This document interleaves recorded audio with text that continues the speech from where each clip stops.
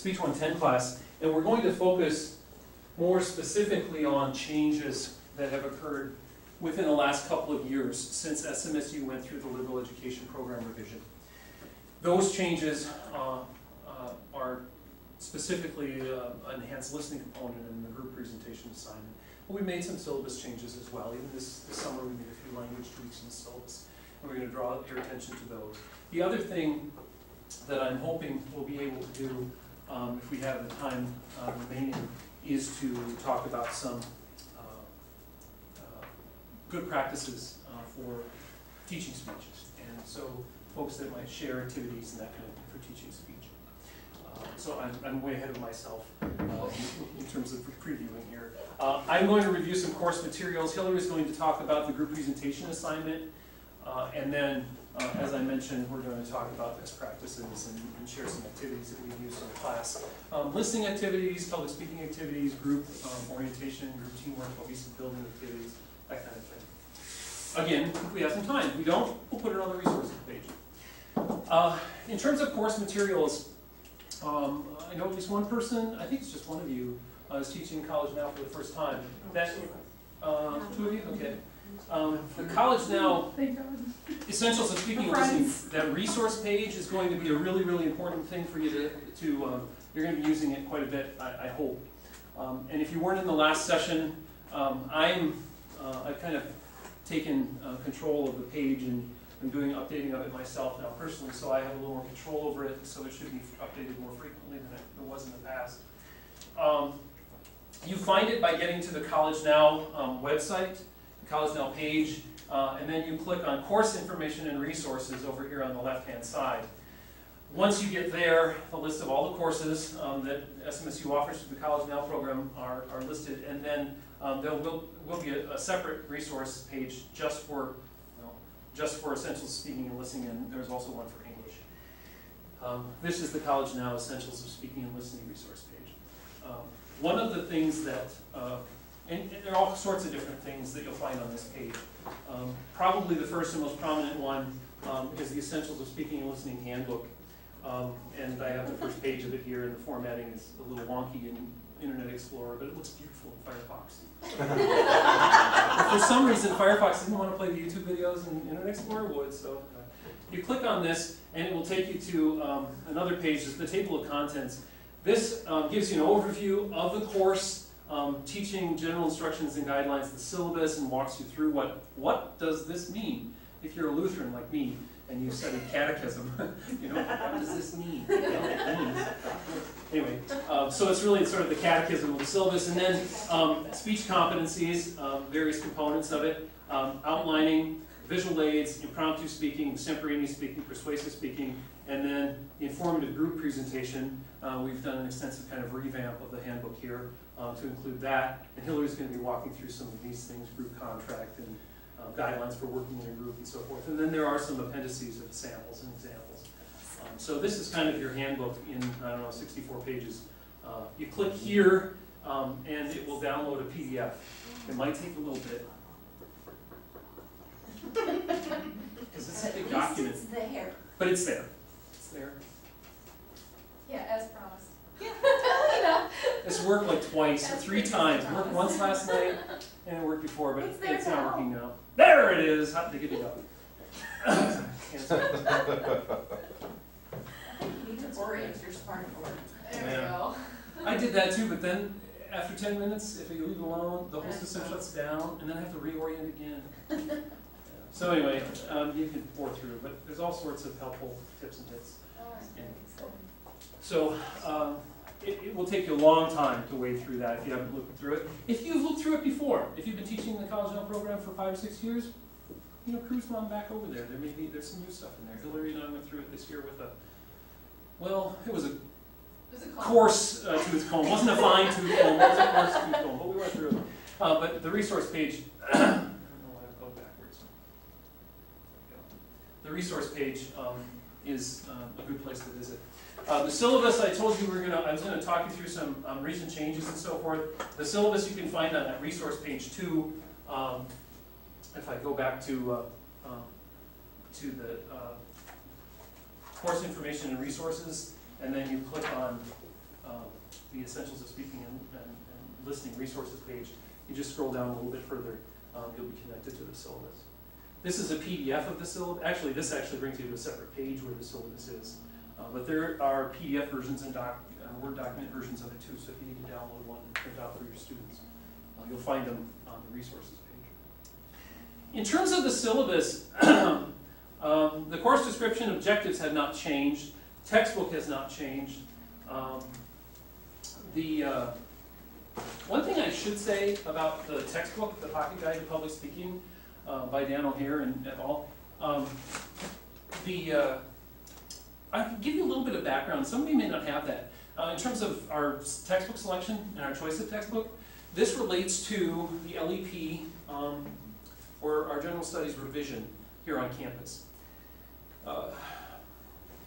The strategy that was put in place was to find a way that English and speech, or the communication competencies, could be done developmentally throughout a student's years of study at the university. And so that they were not just took freshman English, done with that. No, you took freshman English, the seeds were planted to be a great writer, then they're reinforced as a sophomore, then they're reinforced more as a junior, and so forth as a senior, and so forth. In the English sequence in our general studies, there is a sophomore level writing class. There is a requirement in the general studies or a liberal education program to take an upper division, 300 or 400 level writing intensive course. So there's actually mechanisms in place to reinforce the writing, but the speaking is a little bit looser.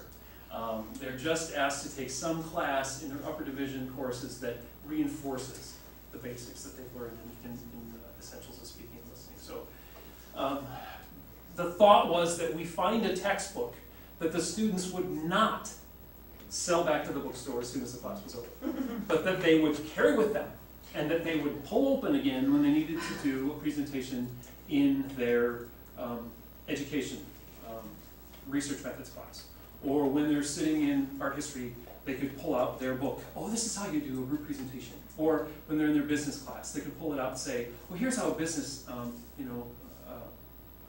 a professional proposal is launched and so forth. So we were looking for a book that would be inexpensive and that would actually be useful across disciplines. And so that's what we came up with. There is a more extensive version of Dan O'Hare's book that is a real thick regular textbook that has ancillary and other materials with it. But we do a lot of supplementation with all of the resources we have, and then other textbooks too, when we teach it on campus. Here's some language changes that happened just this summer. For those of you that are familiar with the syllabus and you know it by heart, in the past, these 4 presentations that were required of students, or are required of students, I should say, were listed in numerical order, sequential order. The first speech shall be, the second speech shall be, the third and the fourth, and so forth. We've eliminated that sort of perceived order of speeches so that you can do the assignments in whatever order you choose. So if you want to do the persuasive speech first, follow it up with the extemporaneous assignment and the group presentation, and do impromptu speeches at the end of your quarter or your semester, that's fine. There didn't seem to be any magic reason why they needed to come in a specific order. And so we sort of eliminated that. Some of our instructors on campus have already experimented with doing the presentations in different orders. I used to do I had an informative speech at the time. I did the informative speeches first, then moved into an extemporaneous, then moved into a group, and then an impromptu at the end. It's kind of okay, now you should have some skills that are hopefully developed enough that you'll be able to pull them out on the spur of the moment, right? And most of the time, it worked out for them, but sometimes they're still a little edgy. I have one colleague who's thinking about doing the group presentation first. And when I taught a similar course at Winona State University prior to coming here to SMSU, I taught a group speech at the beginning of the class as a means of teaching speech anatomy. Introduction, body, conclusion, main points, subpoints, transitions, that kind of thing. So there may be something to that. I'm not ready to do it myself, but so that's an idea. Ironically, in my class, I teach it last, and it was the #1 requested thing that I teach it first because they felt more comfortable standing up there next to somebody else. Yeah. In terms of managing anxiety, and that's one of the competencies in the delivery part of our rubric, that was the last session, it's helpful to manage anxiety when you're not the one person with eyes on you. You know, my students hate the group nature of the inform because they lose some of that control. Mm-hmm. Yeah. Speaking of the losing of control, I'm glad you brought that up because this part of the, and I apologize, this is really small and I don't intend for you to read any of this, I'm just showing you where it's at on the website, but we've had conversation as a program about the group presentation's time limit because a 2-minute window doesn't seem proportional with respect to these others. I mean, a short speech like 3 to 5 minutes, 4 to 6 minutes, 5 to 7 minutes, a 2-minute window seems doable.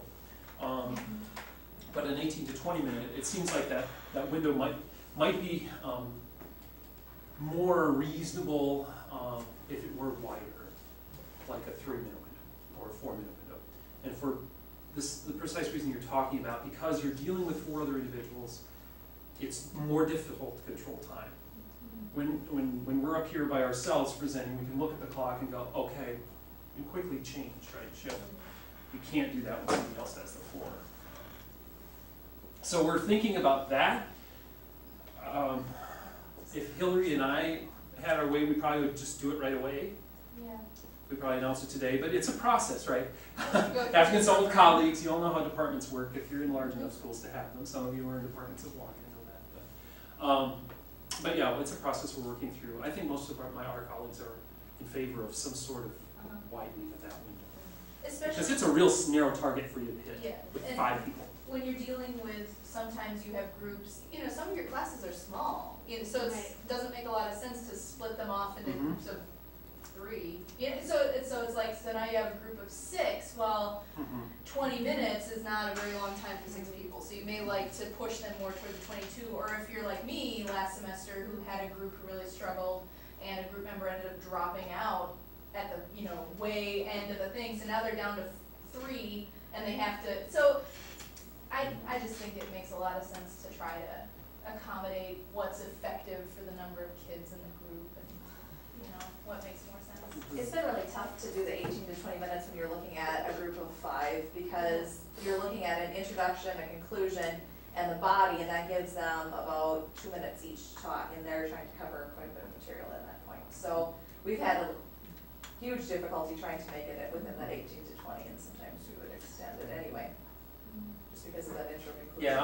Yeah, I guess when I was toying and throwing around ideas, I was thinking about going to 22, 18 to 22. I don't know where that's falling, but it may be lengthened. I think it probably will. What are your thoughts?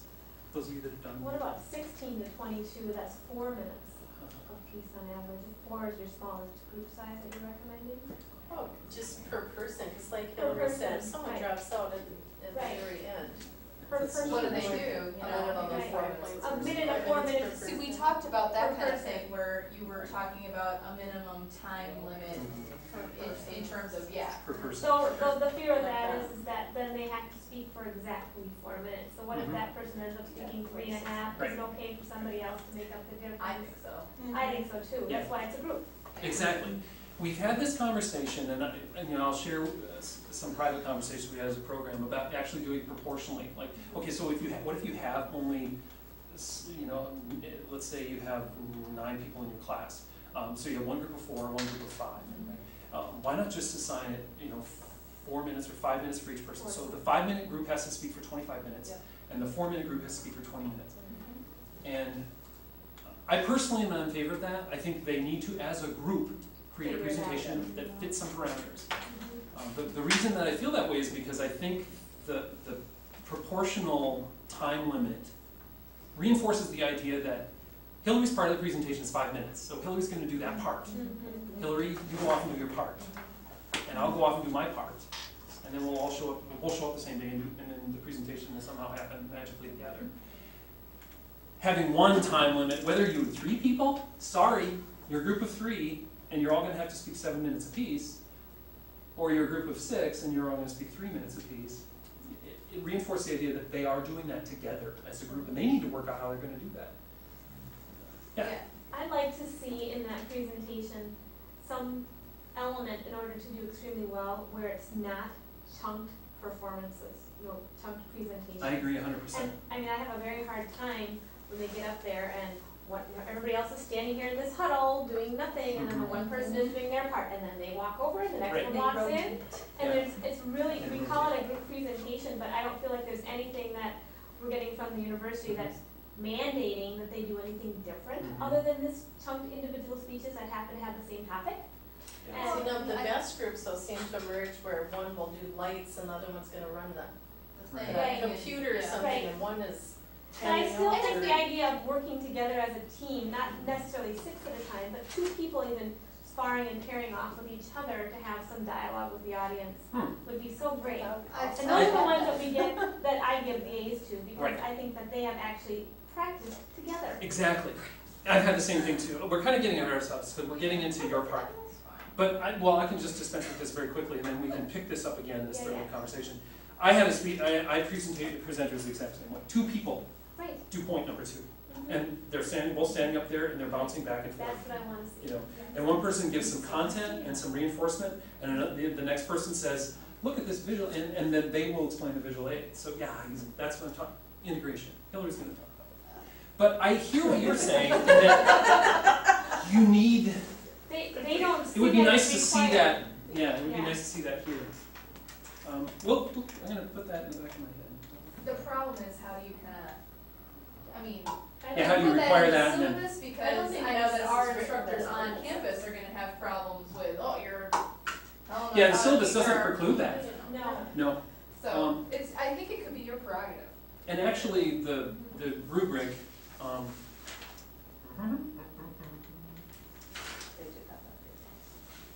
the rubric, in terms of delivery, the oral communication rubric, in terms of delivery, the advanced groups will achieve the outcomes above in terms of organization while working with the small group context. The result is a coordinated and integrated presentation that involves all members in a synergistic way, with members referring to each other's components, etc. And so that's implying that, and that's what you're saying, you're giving the A's to those groups that. That's right, when I really see that coordination. In terms of the syllabus, I think that's all I really wanted to highlight. I think that's it. Nothing else changed. Nothing else really changed. We've already had some questions. Oh, sample course schedules. On that, why did it go here? Oh no, there went to the resource page. On the resource page, I already drew your attention to some things. The university oral communication rubric is here, and the instructor's critique form is here for you to download. The lecture outlines, they have been there before. And then there are some PowerPoint presentations on various competencies. And then there's some handouts and activities. We've thrown up some, like a group presentation assignment sheet. Hillary's going to talk about that in a second. We've thrown up some sample course schedules. So if you click on these, well, I can click on one. It'll bring up a course schedule for, I guess this one is my class from last spring, right? And so these are the order of the presentations and what I covered on what days, just to give you a sense of what happened.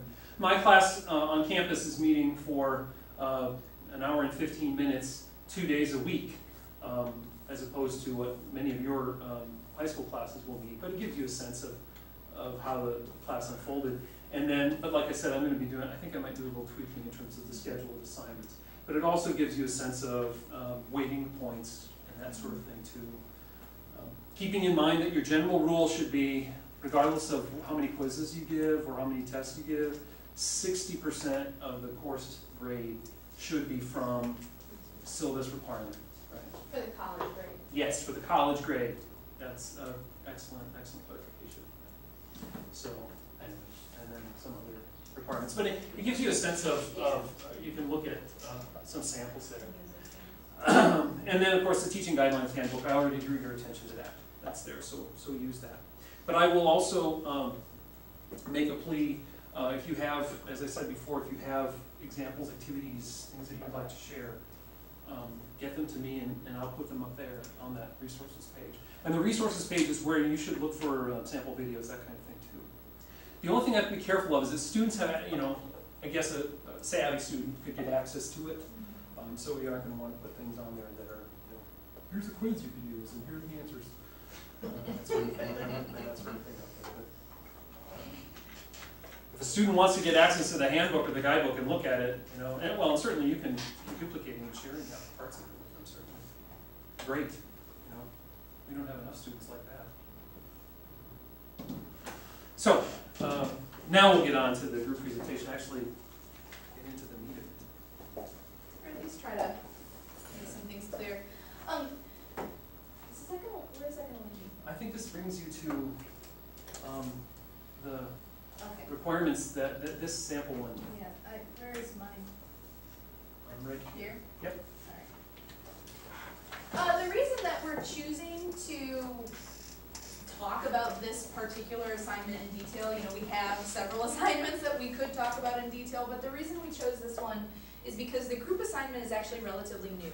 Some of you are kind of new to the College Now program, may not be aware of that, but for the longest time, there was no group assignment. It was simply an informative speech that the student gave individually. And so it was really a whole different assignment, and instructors were placing it in different, you know, chronologically in their classes. They were using it for different reasons. I saw a lot of you nodding when they said a lot of people did the informative first because it helped kind of teach students how to understand, you know, the nature of just speaking in general. And then, so when we introduced the group presentation assignment, things got a little bit hairy because now all of a sudden you're incorporating a lot of different skills that perhaps were not evident in the original informative assignment. It's longer, it's got a bunch of other stuff kind of thrown into it. So we just kind of want to get everyone on the same page so you guys have an idea of not only what are we expecting, you know, with requirements, but also what should it look like. You know, it's a group presentation. Obviously, we have a lot of different ways that it could look. What should it look like? And so this is just an example of my assignment sheet that I hand out to the students. As you can see, I typically put the group assignment last, although I'm changing my mind on that one, and I think instead I'm going to do persuasion last, because I've started to watch the speeches and think to myself, you know what? Persuasion is actually hardest. So I'm going to save that maybe toward the end and let them get their feet wet with the prepared speeches, you know, with the group assignment. But you can feel free to put that wherever you want. I think there are people who are going to be doing it first, things like that. But the point is, it's still an informative speech, so it's, you know, that's the genre of speaking that you're looking for. So their topics, their organization should all be appropriate with informative. We've talked about the time limit, which may or may not be changing, we don't know. I personally have a time infraction. I think it's in the syllabus that you need to have some kind of time infraction. Mine's pretty harsh. You don't have to go with that very harsh time infraction if you don't want, but I like it because it makes them practice.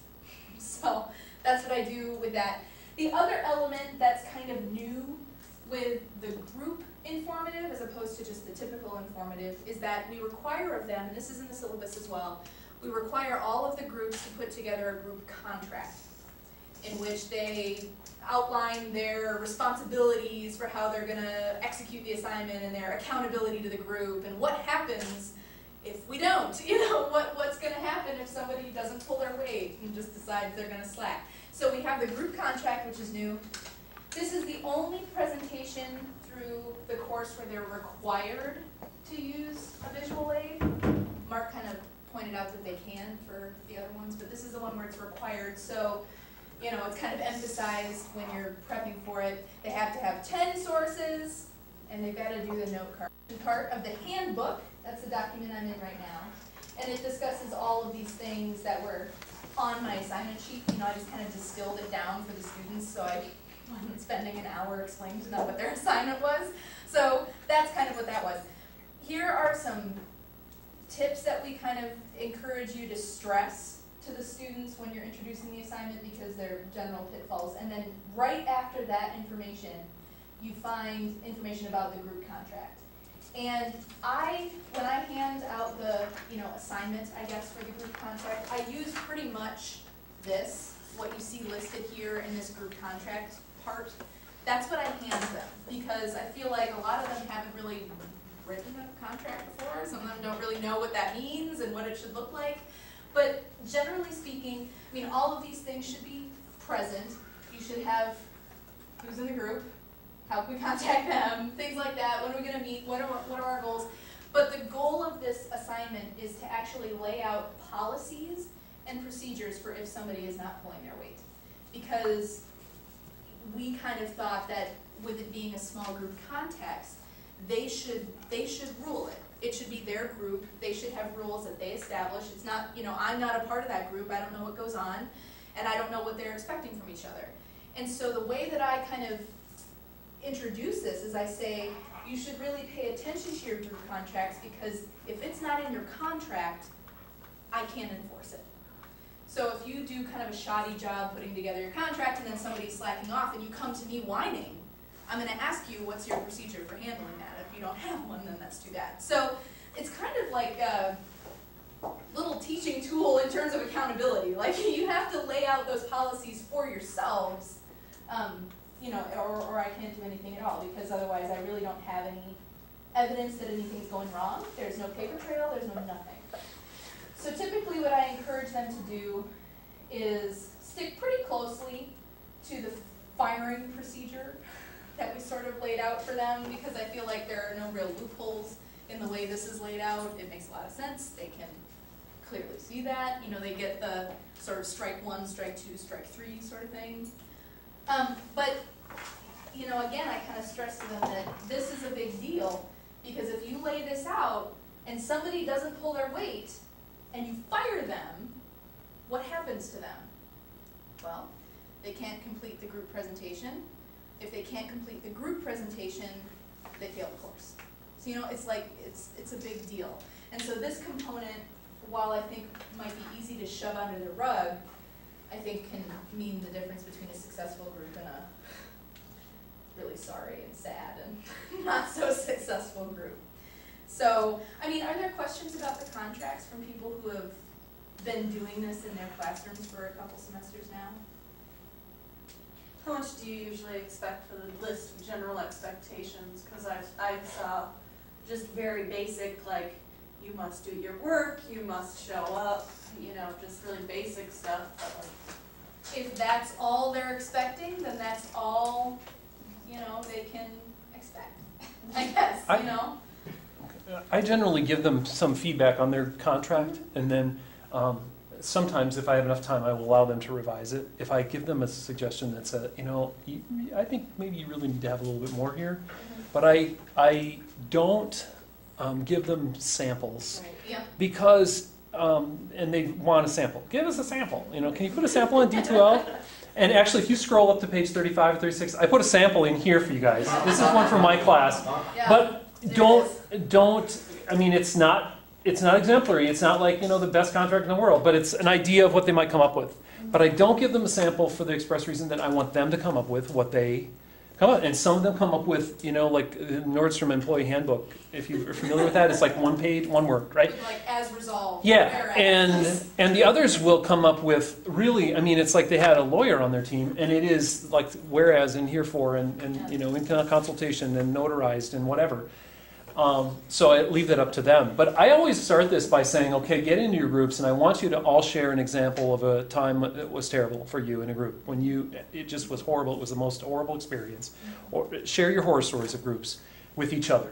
And then share your success stories with each other in a group. And that helps them get to talking about a different group they were involved in. Now, in your high school classrooms, that may be hard for them because it may be a group that they were in chemistry, last year with the same people, and so they can't. But they won't be as willing or open to share. But in the collegiate classroom, we don't have that issue. They can say, "Oh, in high school, I was in this one group," and because none of those people are in college here. But it helps to give them and then they start to generate a list of well, this is obviously something that we do not want to have happen in this group. We don't want people not showing up. We don't want people who are incommunicative. But some of my groups will say, okay, you must check your D2L, which is our course platform. You must check your D2L at least 5 times a week. And then I'll say, well, how are you going to enforce that? Are you going to, well, can you check that for us? And I'm like, no, I'm not going to check every week whether or not, Bobby has logged in 5 times. What was your question? Well, this is my first time, but So do you let the kids in your classes choose their own groups, or you choose them? Well, that's a good idea. That's a good question too. Excellent question. No. I know. I do No. not. What I do is I always have kids within the college class that have solid speech experience, extracurriculars. So I head each group with someone that's been in extracurricular speech and has been successful at it, and then I draw names for the rest. I pair mine up by their study hall hours. Oh, See, that's really helpful. Yeah, so then they can utilize It's their helpful. study hall time to work as a group, but a lot of them have extracurriculars after school or sports, and they can't really get together or jobs, so it helps them. I was going to allow my kids to kind of have some input, and I said, okay, tell me 2 people you would love to be in a group with, and 2 people you wouldn't. Oh. And just to see, because I was curious. And every single sheet of paper that I got back had the same 2 names. Actually, it was the same 3 names of people they didn't want to work with. And so then drew names, and that was a nightmare too, but it worked out well because they had to work with the people they had to work with. So I had them justify their contract with me too. We will be meeting in the lab and they'll have to bring their contract up and all members will be sitting there and they'll have to discuss their contract and go through it step by step with me. And they all have to sign it in front of me and then I sign it as well. So that kind of gives them, that way everybody in the group is very well aware of what's in there. Nobody can say I didn't hear it. They all have to sit in on the meeting together. They all have to sign off on it at that point. And if there's any corrections, then they'll have to just come and justify the corrections quick and then we'll sign off on it. But that's one way that every group member has to be accountable for. There's accountability. And That's because great. I don't assign any points for these contracts, and so they're like, well, maybe I just won't do it, and I'm like, well, good luck with that, because for me, it's not valid until we have all signed it and I have signed it. So any things that went down before I had your contract, I don't want to hear about it. So they turn it in. I like that idea that Jen, logistically, I think I could make it work. But I have a lot of students that, somebody will have the contract and then 3 people will have signed it and then, well, I'll catch so-and-so after and have him sign it. But I like the idea of them all signing it together and that you're a witness as an instructor. That's And I sign off on it too. that's nice. In regard to the pairing up in groups, I used to do it semi-randomly. I would, randomly put them in groups, and then I'd think, I want to move some strong people into this group and move some, And lately, what I've been doing is putting strong speakers together, and putting speakers who maybe haven't been working that hard or whatever together, because then they have to step up, And I've actually had some really incredible presentations given by people who surprised me, because they don't have someone to just do all their work, Someone who's like, okay, I'm gonna get this done, and they can just slide through. They have to do it, or else it's not gonna happen. So I do that too. I've done a couple of things too, where they did an interest survey, and then the people that had interests I put into That's a good idea. groups one time. They ended up hating it, but I thought it was a great idea.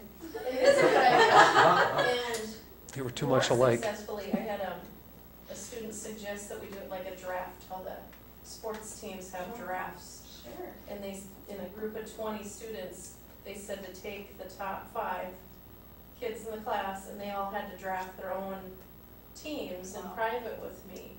And that was actually the 2 most successful semesters I had. I don't know how that would work, because I don't understand baseball, but that's really cool. They just take turns then, picking kids. Oh, it's like a kickball team. Yeah, it is. But don't do it in public. Right. You don't do it in public. And then, you also have the ability to say, no, I'm not gonna let those 2 be in the same group together. But it's been interesting that I've never had to do that, because they seem to really choose kids that they know have interests with them and have a similar work ethic. There's only been one time where there was, one student left to be picked on a group that would have 5 instead of 4.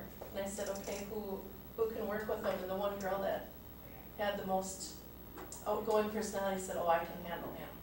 And she took him into her group, and they did really well. That's interesting. Although sometimes I find the students with the best grades aren't necessarily my hardest workers.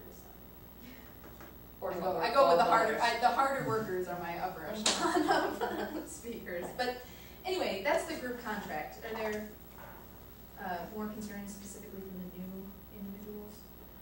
Let's see if I can get back. Does anybody have where the kids just don't seem to take the contract as seriously as they should? I mean, I've had Oh, ones yeah. that write it Oh, yeah. like thou shalt not, Yeah. things like that. Yeah. Well, I just find it interesting when they actually need the contract that they're like, no, I wrote it down, like it's in there, no, you know, they get really high maintenance about it, it's like, I believe you. Thank you. But yeah, so that's kind of a rundown of the requirements of the assignment. It should look pretty familiar, you have the syllabus, you know. But from there, you're left with the question of, okay, I know what I'm supposed to tell them to do, but then when it comes to the delivery of this presentation, what am I looking for, and what should it look like, what should it be like? And we kind of separated out our expectations into these three shuns, you know, cohesion, and documentation, and integration. And what that's mostly meant to kind of describe is, again, as we mentioned in the previous session, the group presentation should be one singular presentation. It should not simply be a bunch of people standing up, you know, talking about the same topic. It should be, you know, it should be cohesive. And so the cohesion element sort of refers to that preparation stage. When they're outlining that speech, when they're preparing that speech, and you're probably seeing outline drafts along the way. I don't know how you kind of do that whole process. I'm seeing outlines along the way. And as I'm looking at that outline, am I starting to see a speech? Or am I seeing people who sent their portion to their group leader and so it's just this crazy weird piece of paper with a bunch of stuff.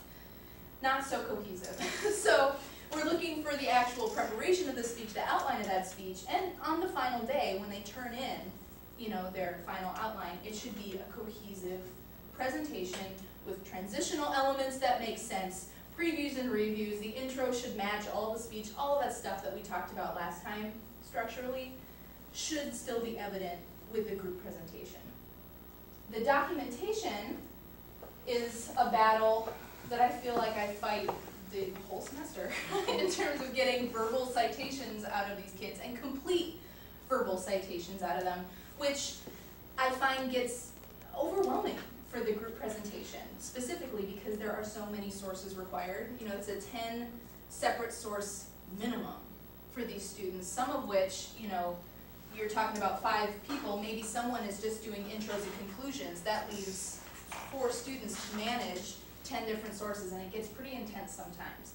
And so, and you might have different strategies for how you teach them to remember their sources, or how you teach them to do, you know, to practice or whatever, or even the ways in which you teach them to draft out their note cards with their sources on it. You might have other kind of, you know, strategies that you do, but it's one of the bigger emphasized components of the group presentation. So if that's something that you just need to put in another mini lecture before the group, it might be worth your time because there are a lot of points wrapped up in the sources.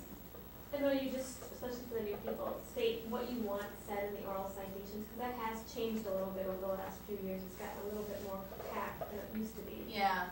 Well, and the book, you know, kind of says, in general, there should be an author or a sponsoring organization. You know, Right. if there is no author, you should have the organization. There should be a date of publication in that citation. There should be the type of source. So is it a book, an article, a blog? You know, we want to know that it's a blog and not a book. And then, when necessary, a title. Oftentimes, these students are using periodicals, and so titles can sometimes get cumbersome. You know, newspaper articles are sometimes like, the headline is 18 words long. But, you know, if it's a book, it might be helpful to know the title of that book so you can look it up. You know, so you can look it up in a database or something. But yeah, the 3 that I look for in every citation is author, date, and type. That's what I look for. And again, there's a difference between like an emerging citation, which is, here's the title, here's the date, here's the fact, oh, there's an author. You know, it's like an advanced citation should be, you know, according to blankety blank, published on blah, you know, by whomever, blank. You know, it should be kind of incorporated into a sentence. It should be creative. It should be, you know, artful. But yeah, the documentation portion, I think, is something that students, it kind of falls down a little bit in the group presentation, especially since with the extent, like that's the point of the speech. And so it's like, I'm going to cite my sources, and like that's all I'm going to do. I'm going to cite my sources. Everything else is okay, but I had citations, you know. with the persuasion, they remember it because, you know, the research was so extensive, but the group thing falls away. So yeah, complete citations you're looking for. And then kind of the last piece of the puzzle there is the integration of it. So if you think of cohesion as the preparation stage, building a complete and unified presentation, the integration stage is kind of, okay, now I have my unified presentation, how do we deliver it in a unified way, in a way that demonstrates that it's a unified presentation? And I mean, that was a great idea to kind of strive for having students share the ground a little bit. That's a great way to encourage some integration because, as was mentioned, they have to practice it together, you know, in order to get there. But if they're not at that level, you can still have an integrated presentation with each student just doing a section, as long as they understand where their section fits, kind of in the broader scheme of the presentation. And then also that they're able to transition in and out of it. So they're able to say, okay, you know, as Alex, you know, covered blah, blah, blah, and, you know, so coming out of that, I will now talk about this, and then segueing out of their portion and saying, so I've discussed this, which kind of leads us toward Alexis's section of the presentation. So you can still have integration, even if they're not, like, quite at that level. They can still achieve it through different means, but that's what you're looking for. You're looking for one presentation executed by numerous people, and of course, the visual aid, which is another place where things kind of fall down a little bit. I don't know if you've had any kind of funny horror stories about VAs in your classes, more than likely. But, you know, and it's hard to kind of discourage them to explore all of their options. I think when you mention that you need a visual aid, their first thought is, oh, a PowerPoint, and then you say, no, and then they say, a video, you know, and then you're like, okay, fine. They don't really explore all of their options. You know, they can bring in props, they can use charts, they can use graphs, they can use models and things like that. And so when I'm introducing the assignment, I try to give examples of what would a prop be. Well, I had a group do their speech on Frisbee golf, like the development of Frisbee golf through our culture. And their whole transitional shtick was that we were like going through the course, like a Frisbee golf course. So we started off at the tee, and then they had like the Frisbee that you would use to tee off, and they would show you how to use it, and that was part of their transition. And then we were into the fairway, I don't know. And they had the thing that they had the disc that you would use for the fairway, and then they had, you know, I'm there at the basket, and this is what I'd use. So the props actually were like visual markers for where they were, and I mean, it was cool. And so they don't just have to use videos, they don't just have to use recordings, but. Two things. So are you saying no, they cannot use a PowerPoint? My rule is you can use, you know, the program, but not the way. Oh yeah, not going. Yeah. So they can So, use a slide of as course. a picture. Okay, and then second, Absolutely. is it okay if they distribute something to their audience? Like a lot of times we'll want to provide them with a handout, or there'll be something that they need them to physically touch for it to be making the point. Can they pass something around, or is that muddying the water of them being the presenter? I typically advise that if you're gonna give something to the class, remember their class is filled with, you know, adolescents who are, you know, easily distracted. So I typically advise that if you're gonna pass something out, it should be everybody has one. Right. You know, instead of passing throughout the class, because if you're passing throughout the class, everyone's gonna be like, you know, this. And also, when I open the floor up to that, what I typically find is eventually their handouts turn into this. Oh, look, it's an outline of my Yeah, speech. no. It's like, ugh, you know, don't do that. So I try to advise them that a good visual aid will supplement one message. So this is not a visual aid, this is an outline, because it corresponds to my entire message. It's not just about one singular point. So, you know, when they're asking me, well, how long can my video clip be? And it's like, well, it should probably not be longer than 45 seconds, because any longer than that, and you're probably talking about a lot of stuff. You know, a visual aid should correspond to one thing that you should be able to set up, demonstrate, and then debrief from. Your audience should be able to tell why that visual aid is in action. So I really don't like to limit them, you know, from using something, but I tell them, if you want a good grade from me or a good assessment from me on that, it has to be effective, yeah.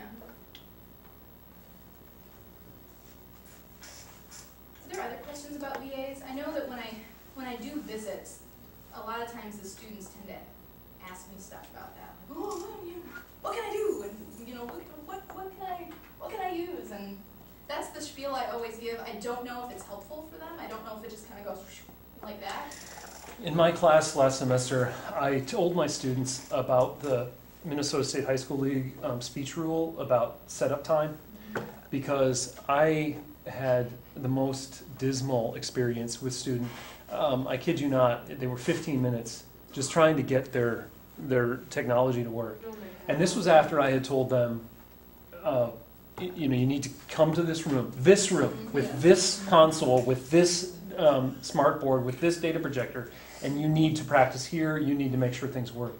And they did not, and it was just it was horrible. So I said, you know, this is the way the real world works. You have this much time to set up.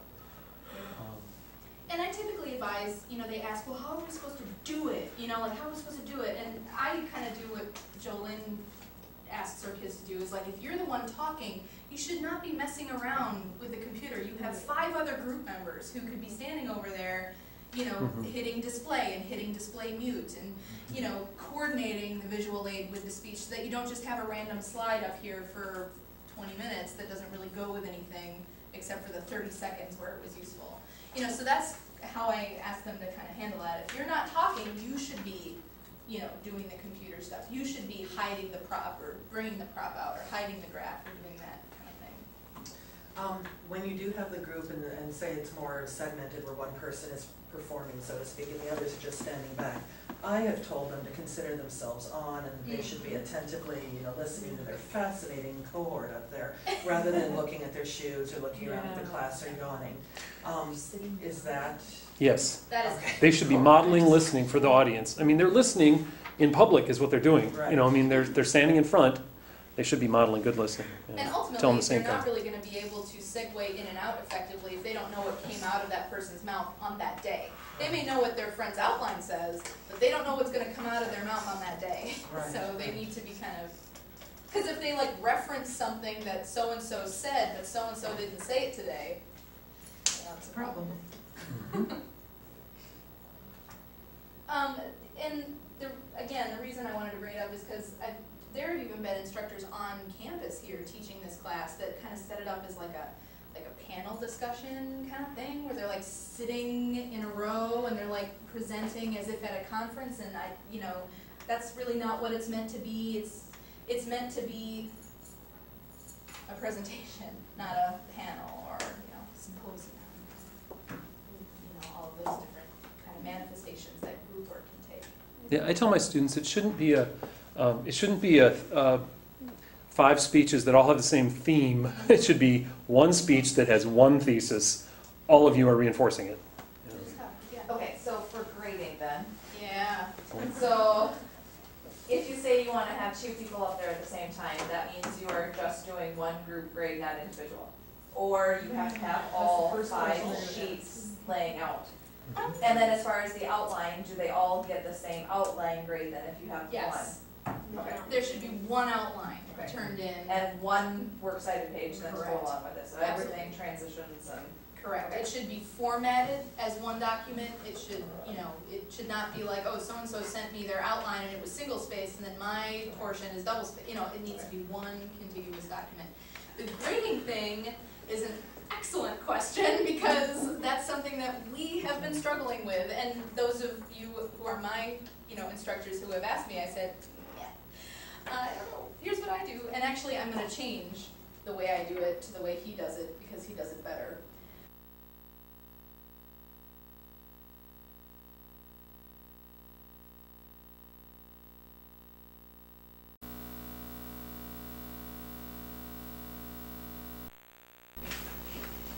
I have one evaluation form that serves as the group evaluation. So it's got everything on it. You see the invention for the whole presentation, all of the main points are listed here for the entire presentation, everything is for the group. And then as they're speaking, obviously, what I had done is I would fill out another form specifically for that individual. And so the portions that perhaps they weren't responsible for, like let's say this was a student, I don't know if that's true or not, but let's say this is a student who only did intro and conclusion, like they didn't have a body point. What I would do is borrow the group point value, factor that in to average their individual score. And so what happened was at the end of the day, they had a score that they earned, which I would then average with the overall group score. Mark records it a little bit differently. Do you want to explain the way you kind of do your group and individual stuff? I think it's easier. Yeah. I just give I fill out one critique form for the group presentation because in my mind it is one presentation. It isn't 5 presentations. So why should there be 5 critique sheets? So there's one presentation critique sheet and it is extensive. I usually have, not only, the critique, there and then the comments on the back, but I might have another page attached to it. And then I have a separate sheet of paper just along the side for each person. And then I will make delivery comments and specific comments to them on that little slip of paper or sheet of paper on the side. And then when I give them their grades, return their grades, I give the individual a grade for their contribution, both in the presentation of the speech, and then I average that with the group grade that I give the entire group. So they sink or swim together, right? And then I'll staple that to a copy of the group group discussion critique, and or the group presentation critique, and then that's a grade. Is it in the syllabus that it must be an average? Yeah, it has to be half based on both individual and a group. Yep. Mm-hmm. Which then we decided that averaging made the most Yes. sense instead of giving 2 point values. So that's what I think I'm gonna move into. Yeah. Is kind of, if you want to think about it this way, is like taking this section, this delivery style, maybe even presentation aids, but this kind of individual thing, and doing an individual critique for each student, but just one, evaluation form for the group. I think that's what I'm going to switch to. I kind of do it similar to that. Mine's online, so it's all typing, but I do their group evaluation, and then it's the last one they do, and I don't see them again because I don't have them after that. So I actually give them back their group evaluation on that day, and then let them see that. They turn it back into me, but they always kind of want to see it together, and if they don't have, a mutual time other than your class together, they don't see each other. So they turn it back into me, and then I do the same thing where I'm making individual comments on each student, and I type that into the notes on D2L, and then combine their grades, and then they can only see their grades, but they'll know what they got in, as a group, and they can figure out obviously then how they did as an individual. Yeah. It's really been a bear trying to figure out how do you parcel out the individual score from the group score, because it is one presentation, but they are very clearly, they have their own contributions that they either make or don't make. And if they do work together, it's really hard to write fast enough to get it all down. Yeah, for sure. Yeah. I struggled with that. I had one group who kind of did more than one person at a point, and I was like, oh my god. Oh, Yeah. you're jumping back and It was forth, awful. and no, that's where I just said, no, Yeah, it's so one that's- presentation. So there's one intro, one conclusion, one. Yep. Yeah, Right. yeah. So, All the decisions I make, I try to reinforce that notion that it's one presentation. This is not, Jen's part isn't, her part. She's part of the synergistic whole. I've only had one instance where an individual on his own, like in the group, his individual score was an A, and the group earned a C minus. And I found myself really not being able to justify averaging his score down to a whatever it would have been. Kind of cut him a break a little bit. Watching the presentation, it was like, so you did everything, is what you did. So, I've only had one instance where that averaging of scores just did not seem just in the grand scheme of things, but other than that, it all kind of comes out right. In those groups that do really well, their presentations are really integrated, and it's evident that they practice together a lot. Invariably, there's one or two people that are they're kind of the drivers. I mean, there's somebody who's really organized. There's Great always leadership. going to be a leader. Like, Yeah, there's always going to be a leader that emerges, but. Yeah. One other thing I'd say quickly is when my students fill out the evaluation, and it's probably always coming from the best students, but they feel that this should be worth fewer points than like the persuasive or the exemplary speech. That number one, they spoke less. and that their speaking time was less, and that two, that their grade also ultimately is dependent on other people that they only have so much control over. And so they always, make the argument that why is it? When I hear that argument, I say, you are a group. Like, you are the group. So, Yeah. Just because you're only speaking for however many minutes does not mean that's all you did, And actually, like I said, I used to do this last, I think I'm gonna do this third now, and so I think my persuasion will now be worth more than the group. Well, yeah, and there's nothing that says you need to wait, how much weight you put in each assignment. If, one of my colleagues I mentioned is gonna do the group presentation first, or at least he's toying with it. And if he does that, I'm confident it's not gonna be worth 200 points on a 600 In the point past, class. it was always at the end, Yeah. so I think people I built mean, to that. he's gonna have to be using it as kind of an introductory, Mhm. we're gonna teach basic concepts. In which case it becomes a whole different assignment. Right. The group when I did it last was like a culmination. Show me everything. Show me that you can do everything. And not persuade. Don't show me you can persuade, but show me that you can do all this crap. It's gonna be a little different. I mean, those of you who did the informative for however many years and now I've had to sort of switch over, are you seeing how it will fit maybe, in place of the Say after the informative? first year, knowing how to work with it and things, yeah. Sure. But it seems to fit, seems to make sense and work. Are there concerns that you've had having done it now? The first, I agree with what she's saying. I think what helped us the most is that because they didn't give an informative at all, we moved the informative to another general ed class that all students take because they have to give speeches at other points in high school. Yeah. And having that informative background individually made their group individuals, informative speeches so much better. But without any informative speaking practice, it was a little tough the first year.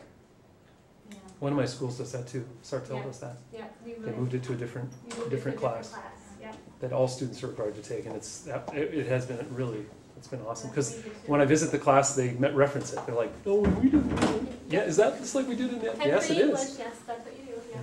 Well, and shockingly, I find that for students to stick to an informative goal is so hard for them.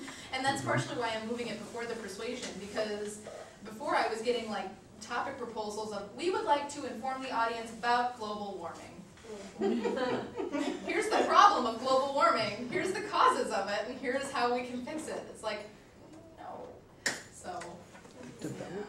It's complicated. Anything else? What order do others usually put the speeches in? Because that's one of the things that I used to quite figure out what the best order is to put the speeches in. I put the group last, and when I asked kids, they still wanted it to be last, even though they like the comfort of being together, I give it first in a lot of ways, because they want their winter break over Christmas to work together. And so, they have mutual time, they're not as busy in sports and things like that, and so that has worked for them to keep that game. But we start with the impromptu, actually. You are like a boss at dealing with logistical problems. Well, when I don't see these students because they are in Yeah, online that format, consortium, so yeah. it's different. It's harder. Awesome. Yeah, I'd do the group presentation later. I may move it up to the third speech too, but because of the way, collegiate relationships develop, the group just needs more time to gel. See each other, yeah. Because I To see didn't each other see and each develop other some that sense of much. community. Because I did the impromptu last, using it as kind of a, now you have the basics Yep. of everything, you should be able to basically pull a speech out of your butt and do it, And I don't know if that's the best place to put it, or. I think that's a sound decision. I think used to always do sometimes- it that way, and I think I may go back to that, almost like it's a final exam Yeah, type of thing. yeah. Mhm. I had a colleague once who said, I don't give exam, I don't have a written exam. The final exam for a speech class should be given a speech, Yeah. What was your point? It might depend on your curriculum too, because what happens for me is I teach college speech second semester, and a lot of my kids have just had basic writing, and they have all this research knowledge in their heads already, so we start with the persuasive, and it's just very natural. I use some of the same handouts, and it works because of our curriculum to do it that way. And then I leave the informative for last because I noticed, especially this last year, they kind of get to know each other. We have juniors and seniors that are taking that course, and they realize that if so-and-so ends up in a particular group, all the group members are going to have to help so-and-so with this or that. They've had enough time to watch how other people speak and handle themselves, and so they adjust. So there's a benefit to learning about their group members.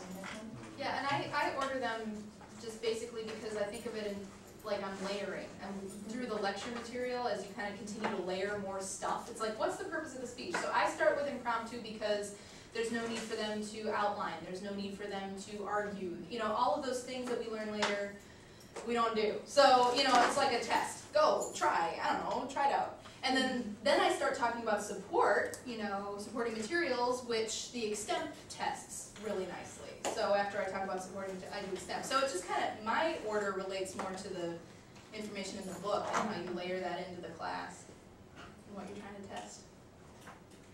Anyway. I see we're out of time, but Yeah, I'm sorry. what I wanted to do in the last segment was just to talk about and have some time to share activities. We aren't going to have time for that, but I will draw your attention to this page again. Down on the bottom, this is where I'll post things, activities and that sort of thing. I put up some listening exercises that I've gleaned. I actually got these at CTAM, so this is now it's time for my shameless plug for Communication and Theater Association of Minnesota. The fall conference is September 14th and 15th in St. Cloud at the glorious Holiday Inn. I understand that the deadline to reserve rooms is like August 15th. It's coming up quickly. So the CTAM website is easily Googled, so it's worth a Google. So Communication and Theater Association of Minnesota. Great place to gather teaching ideas, to network with other speech and theater professionals as well.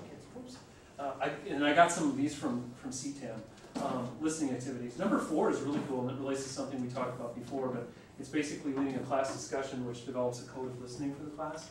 And so you can have this conversation of like, what is it to be a good listener, and what do we expect of each other as we listen to speeches. So, you know, students bring up things like, oh, shut your cell phone off, and yeah, what else? Yeah, What else?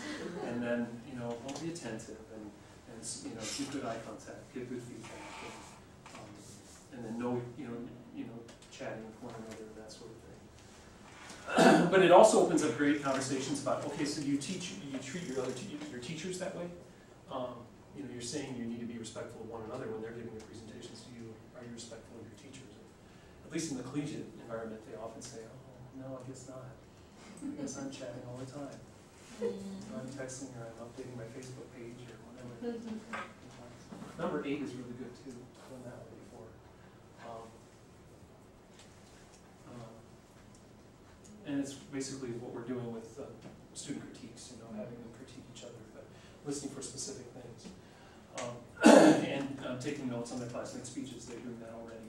But, and I always ask students at the end, I always do an oral critique session at the end of each speech. And so we as a class, we talk about each person's speech, and I ask for strengths, and I ask for areas for improvement. At the beginning, it's usually just strengths. You know, tell me, you know, 4 things that Natalie did really well, or can somebody tell me what Natalie's organizational pattern was, and just to reinforce those concepts. But then after a while, after the first couple of days, then there will be opportunities for, can you know, tell me things that we need to work on as a class. Not focusing specifically on one person, but then invariably someone will bring up, well, documentation. I think we all struggle with that, you know, or eye contact. Nobody does all of that. So anyway, you'll find things like that here. If you weren't in the first session, check out the oral communication rubric. It will help you understand and navigate the new critique form a little bit more. Remember to capture all your speeches on video in some form, digitally or on, you know, DVD or whatever, and submit critique sheets, critique forms to your supervisors for each speech. Copies of, right? Make sure you submit copies of, and that's for ongoing assessment purposes. The other thing to remember is, one of these windows will get me there, is an exit survey. We're implementing a course exit survey. So all of your students at the end of the course should fill out a survey. You'll find it here on this College Now page under surveys. It will be live at this time right here. And it's just a survey of their perceptions of the course. And how it went, how effectively it improved their communication skills and so forth. So it's sort of self-reported perceptions. Not anything certainly scientific, but it will give us some assessment data. Do we ever get to see some of those? Yeah, I knew that question would come up, and I think with SurveyMonkey we can actually break them out. However, the survey is worded in such a way, I've got some copies of it up here, it's worded in such a way as to say that this is in no indication a survey of your instructor, but rather of the course in general. Because we've been doing that with the English Yeah. classes, but You never see them? we never see them. Yeah, the English one would be one survey. Yeah, it's not intended to be the evaluation of your instructor, but the course itself. But invariably, students will put things in there like, you know, Mrs. M rocks, you know. Well, they're all. Well, I always wanted to see what some of the kids who never liked the course might have. Yeah, why have I said? Definitely. Thank you all very much. I'm thinking next year we may focus in on specific tasks, like one session on visual aids, one session on impromptu speaking, something like that. Yeah. Amber? I do the chapters, I do chapters, I do quizzes, sometimes I remember, how to get an idea, you know, I try to kind of work